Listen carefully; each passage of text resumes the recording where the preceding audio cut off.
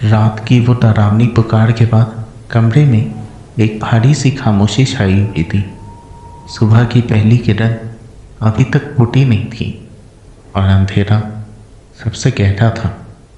तीनों दोस्त अर्जुन, प्रिया और समीर अपने अपने बिस्तर पर थे, लेकिन उनकी आंखों में नींद का नामो निशान नहीं था।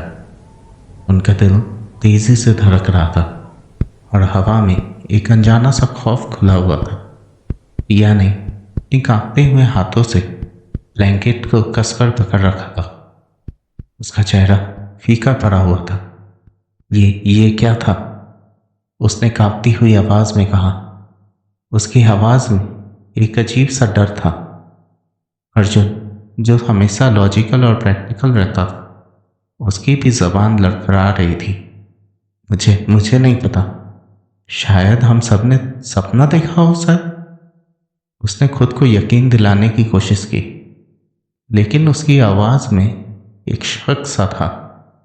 उसकी आंखें कमरे के हर कोने को घूम रही थी, जैसे वो किसी अदृश्य चीज को ढूंढ रहा हो। समीर, जो यूजुअली कूल और एडवेंचरस था, उसका चेहरा भी पीला पड़ा हुआ था। उसका कैमरा अभी भी जमीन पर था। सपना? तीनों एक ही सपना कैसे देख सकते हैं? वो आवाज इतनी साफ थी। मेरा नाम भी पुकारा था। उसने उठकर बैठने की कोशिश की, लेकिन उसके पैर जैसे जम गए हों। एक लंबी डरावनी खामोशी छा रही थी।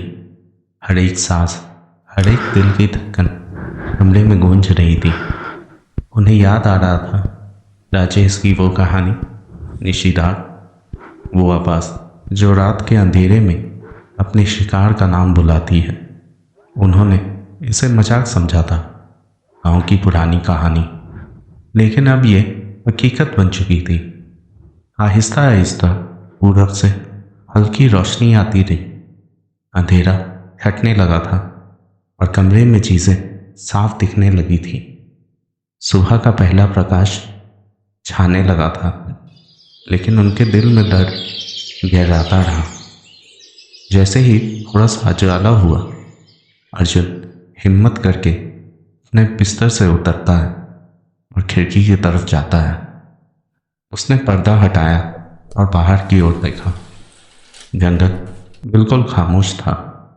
जहां से वो डरावनी आवाज आ रही थी, वहां सिर्फ पेड़, पत्ते और सब कुछ नॉर्मल लग रहा था।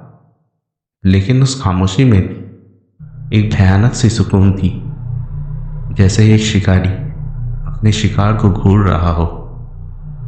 प्रिया भी उठकर उसके पास जाती है। क्या दिख रहा है? उसने धीरे से पूछा। कुछ नहीं, अर्जुन ने जवाब दिया। उसकी आवाज में थकान और अनिश्चितता थी। सब कुछ नॉर्मल लग रहा है। समीर ने अपना कैमरा उठाया। कैमरे पे धूल थी। उसने कैमरे को ऑन किया और स्क्रीन पे देखने लगा। उसने रात में कुछ फोटोज ली थी जब वो राकेश की कहानी सुन रहा था। वो फोटोज बिल्कुल नॉर्मल थी, लेकिन जब उसने गैलरी में देखा तो उसे कुछ अजीब सा लगा। एक फोटो जो शायद उसने गलती से सुबह के वक्त ली थी, उसमें जंगल की तरफ एक हल्की सी रोशनी आ रही थी कहीं से, बिल्कुल धुंधली। उसने जूम करने की कोशिश की, लेकिन वो सिर्फ ब्लर था। ये क्या है? उसने खुद से कहा। सुबह जब राजेश उनके लिए ब्रेकफास्ट लाया तो उसने उनकी चेहरों पे छाई थकान और डर को तुरंत पाप लिया। क्या हुआ तुम तीनों को? ऐसा क्यों लग रहा है जैसे तुम सारी रात सोए नहीं हो? उसने चिंता से पूछा। प्रिया ने हिचकिचाते हुए सारी बात बता दी। कैसे उन्होंने अपना नाम सुना था, उसे वो आवाज़ जंगल से आ रही थी। राजेश का चेहरा धीरे धीरे गंभीर होता गया। उसकी आंखों में चिंता साफ दिख रही थी। निशिदा, राजेश ने धीमी लेकिन दृढ़ आवाज में बोला। मैंने कहा था तुमसे, ये कोई मजाक नहीं है। उसने उनकी तरफ देखा। उसकी आंखों में एक पुराना ज्ञान था जो उन्हें अब भी महसूस हो रहा था। तुम्हें उस आवाज़ के पीछे नहीं जाना चाहिए था, ये खतरनाक हो सकता है। हम उसके पीछे कहाँ गए राजेश? हम तो अपने बिस्तर पे ही थे ना, अर्जुन ने थोड़े गुस्से में कहा। उसकी आवाज़ में हंगाहट थी। राजेश ने एक लंबी सी सांस ली। वो सिर्फ सुनाई देती है, लेकिन उसकी ताकत बहुत गहरी है। वो आपके दिमाग में घुस जाती है। वो आपको अपनी ओर घेरती है। बचो उससे। दिन में ये शांत रहती है, लेकिन रात को उसकी शक्ति बहुत बढ़ जाती है। उनका सैलरी ट्रिप, जो एक डिजिटल डिटॉक्स होने वाला था, अब एक अनजाने खौफ में बदल रहा था। सुबह हो चुकी थी। सूरज निकल आया था और उसकी गर्मी से रात का दर्द कुछ हद तक कम हुआ था। लेकिन वो पुकार, वो अनजानी आवाज़ उनके जहन में अब भी ताज़ा थी। राजेश ने उन्हें समझाने की कोशिश की। बताया कि दिन के वक्त निशिदास की शक्ति कम हो जाती है, लेकिन उसके बाद से उन्हें पूरी तरीके से सुकून नहीं मिल पाया। राजेश ने उन्हें सांत्वना देने की कोशिश की। उन्हें गांव के आसपास के कुछ खूबसूरत जगह दिखाने का प्लान किया कि उनका दिमाग इन सब चीज़ों से डाइवर्ट हो सके। चलो, मैं तुम्हें गांव के ऊपर वाले पहाड़ी पे ले चलता हूँ। वहाँ से पूरा वैली का बहुत खूबसूरत नज़ारा दिखता है, राजेश ने कहा, उन्हें नॉर्मल फील कराने की कोशिश करते हुए।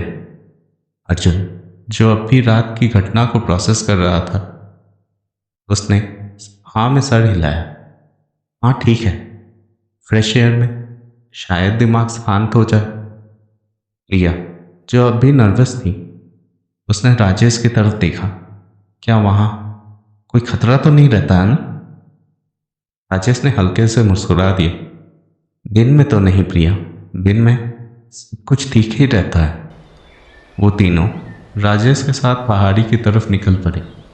रास्ता थरीला और कच्चा था। हर कदम के साथ उन्हें रात की कहानी याद आ रही थी। अर्जुन अब भी लॉजिकल एक्सप्लेनेशन ढूंढ रहा था। हो सकता है कोई नॉकटर्नल बर्ड हो जो इंसानी आवाज़ में बोलती हो, उसने खुद से कहा। समीर, जो अपने कैमरे में कुछ फोटोज ले रहा था, जवाब देते हुए बोला। अर्जुन, बर्ड्स नाम नहीं पुकारते, और वो आवाज़ वो इंसान की आवाज़ थी, बस थोड़ी थोड़ी अजीब थी। यह उनके पीछे चल रही थी। उसकी आंखें हर झाड़ी, हर पेड़ के पीछे कुछ ढूंढ रही थी शायद। उसे हर परछाई से निशिदाग का एहसास हो रहा था। वो जानती थी कि वो सिर्फ डर रही है, लेकिन डर उसके दिल से निकल ही नहीं रहा था। जब वो पहाड़ के ऊपर पहुंचे तो नज़ारा सच में बहुत खूबसूरत था। नीचे पूरी वैली हरी भरी और शांत दिख रही थी। सूरज की रोशनी में भी सब कुछ चमक सा रहा था, लेकिन इस खूबसूरती के बीच एक अनजाना बोझ उनके दिल पर था। समीर ने कुछ फोटोज ली, फिर उसने अपने फ़ोन पे नेटवर्क चेक किया। नेटवर्क तो अब भी बहुत मुश्किल से मिल रहा है। इसका मतलब है अगर कुछ हुआ तो हेल्प भी शायद मुश्किल से ही मिलेगी। उसकी बात ने प्रिया को और भी घबरा दिया था। अर्जुन ने राजेश की तरफ देखा और कहा, राजेश, ये निशिदा चीज़ क्या है? क्या ये सिर्फ एक आत्मा है या कुछ और?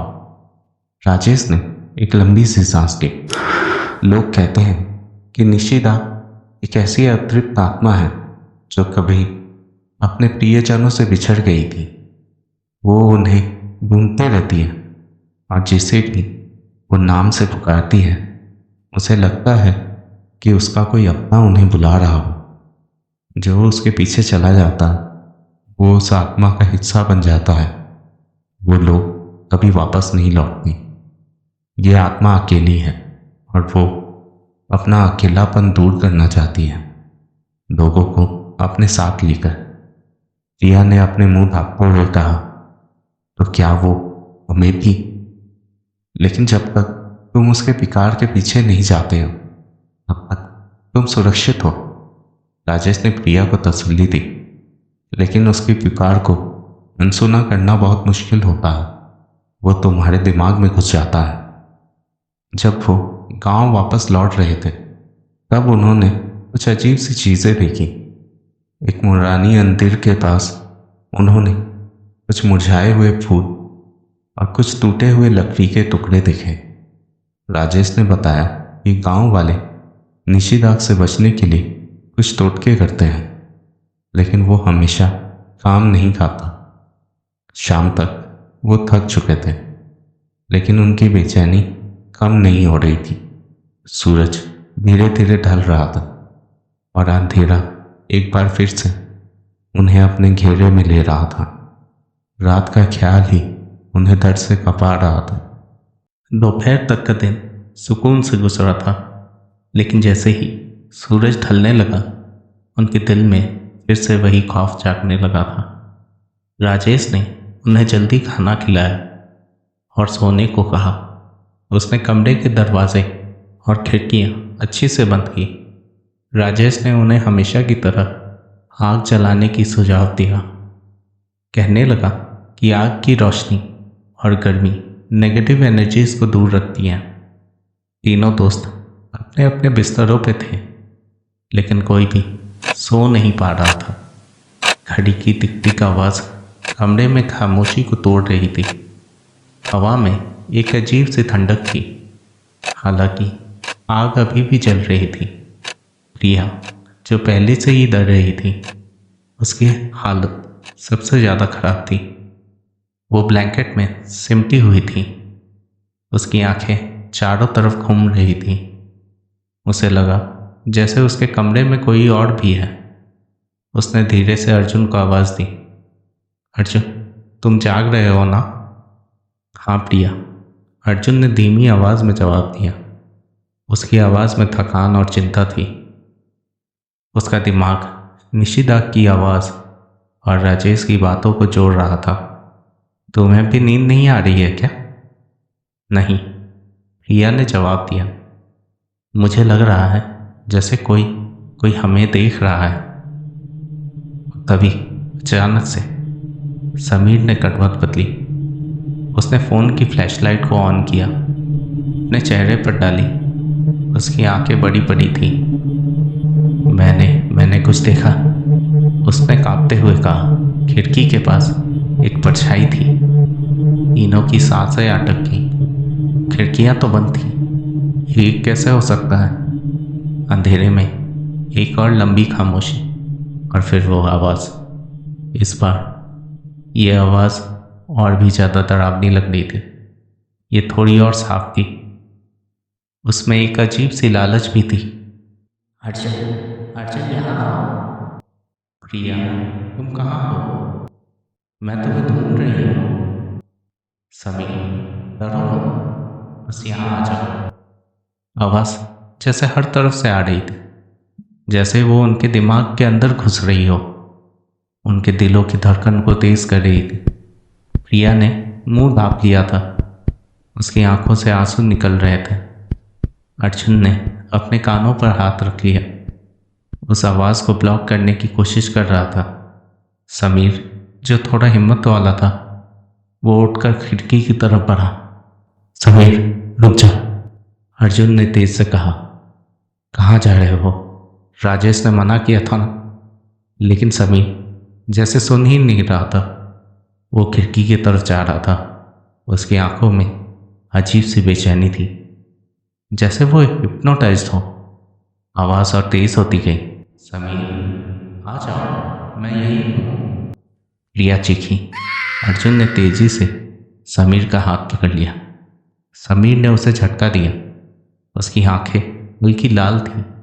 छोड़ो मुझे, वो बुला रही है, तुम देख नहीं सकते क्या?